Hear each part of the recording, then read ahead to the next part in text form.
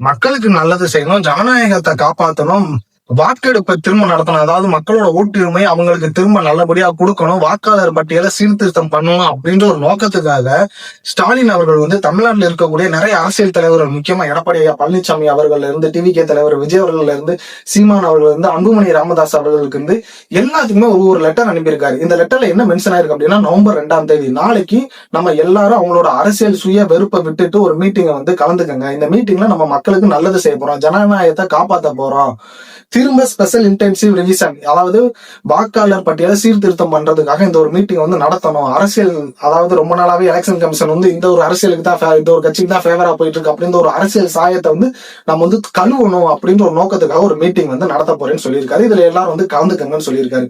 இது மக்களுக்காக நடத்துறாரா இல்ல அவரோட சுயநல அரசியலுக்காக முதலமைச்சர் நடத்துறாரா அப்படின்ற உங்களோட கருத்தை இந்த வீடியோக்குள்ள கமெண்ட் பண்ணுங்க. உங்களுக்கு இதை பத்தி டீட்டெயிலா கீழே உள்ள லிங்கை கிளிக் பண்ணி ஃபுல் வீடியோ போய் பாருங்க.